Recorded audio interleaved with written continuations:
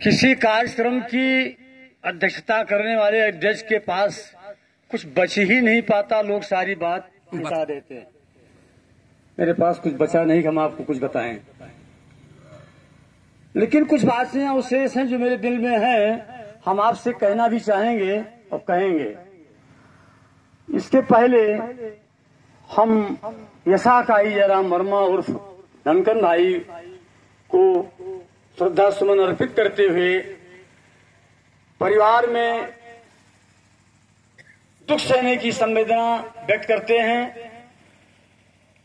साथियों, कई जगह हम इस संस्कार में गए। एक जगह अकबर अम्बेडकर नगर में एक जगह गए तो लोग सर छिलाए बैठे थे। हम पूछ बैठे कि भाई इस मरने के बाद आपने सिर क्यों छिलवा दिया? अरे कहें मास्टर साहब, आप सबके यहाँ तो ना छिलवावा जात, ये मन कुछ कारण बा। हम कहें बताओ भैया कौन कारण बा? कहे कि इसमें बैक्टीरिया घुस जाता है जब हम लाश उठाते हैं तो। साथियों, हमने जवाब दिया कि जब अमुक व्यक्ति जब मरता है तो सबसे पहले उस लाश पर औरतें सर पीटती हैं, उनके बाल भी बड़े बड़े होते हैं, उसमें तो बैक्टीरिया घुसने की और जगह रहती है, उनके बाल क्यों नहीं बनाए? वो निरुत्तर हो गए, कोई जवाब नहीं दिया। साथियों,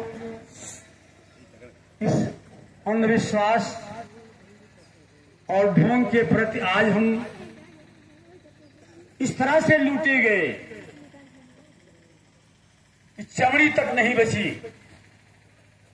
स्वाभिमान हर व्यक्ति को चाहिए। आपका स्वाभिमान चला गया और स्वाभिमान जो है सबसे कीमती है। आज ऐसे लोग आपके बीच आते हैं जो आपका भला नहीं चाहते हैं, लेकिन आप उनके पीछे दौड़ते हैं। आप अपने स्वाभिमान की रक्षा नहीं कर पाते।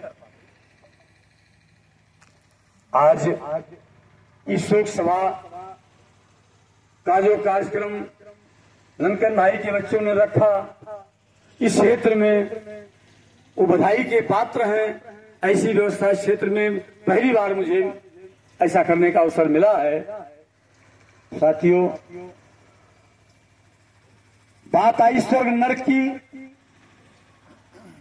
राजा अकबर ने कहा बीरबल से कि स्वर्ग नरक कहां है? बीरबल ने कहा सरकार, स्वर्ग नरक हमारे आपके सामने है। वो कैसे? कहे जिसकी प्रशंसा मरने के बाद लोग करें, समझिए उसको स्वर्ग हो गया, और मरने के बाद जिसकी निंदा करे, समझो उसको लिए नरक हो गया। साथी, मेरे कहने का मतलब यह है कि हम इस प्रकार का कार्य करें समाज में, इस प्रकार का कार्यक्रम करें कि मरने के बाद भी हमारे विचार कायम रहें, केवल शरीर रहे या न रहे।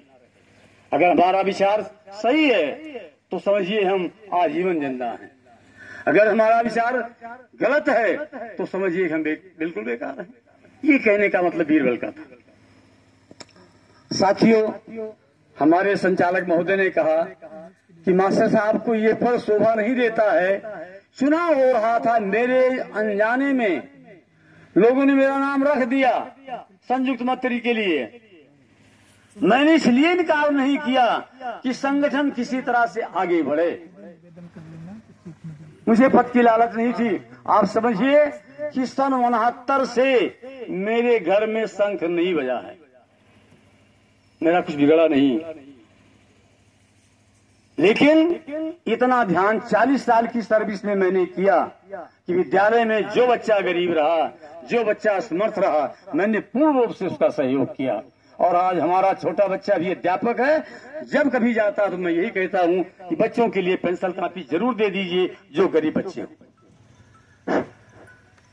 हमारी माताजी सन 2000 में मरी, हमने कोई कार्यक्रम नहीं किया। हमारा भतीजा भी अध्यापक था, उसने लोगों से कहा कि बाबू नहीं मानता है क्यों खावे ना करी।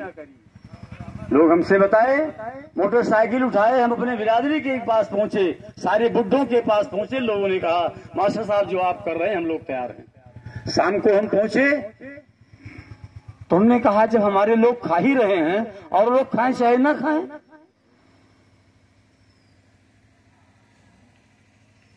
दूसरे दिन हमने अपने बड़े बच्चे से कहा कार्ड छपा है क्या? हमने कहा कार्ड भेज दीजिए।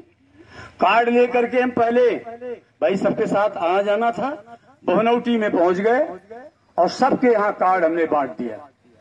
कार्ड बांटने के बाद जब हम गाड़ी स्टार्ट करने लगे तो एक मास्टर साहब कहे, अरे मास्टर साहब सुनिए, हमने कहा बताइए क्या है? कहे कि भाई जैसा आप कर रहे हैं मेरा समाज नहीं अलाउ कर रहा है। हमने कहा तिवारी जी आज तक मैंने आपका भेद नहीं खोला। कहे क्या भेद? हमने कहा रिकाबगंज में 3 बार मेरे साथ आप मुर्गा खा चुके हैं।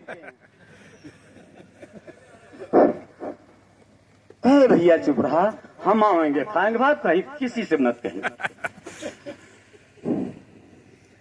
आप उनकी नब्ज को पकड़िए और नब्ज को पकड़ करके आगे बढ़ने का प्रयास कीजिए, ये मेरा कहने का मतलब। साथियों सबको बहुत दूर जाना है, गाड़ी का समय भी है, ज्यादा समय ना लेंगे। इसके बाद हम आप लोगों से निवेदन करेंगे कि आप खड़े हो जाएं और 2 मिनट मौन होने के बाद इस शोक सभा की कार्रवाई समाप्त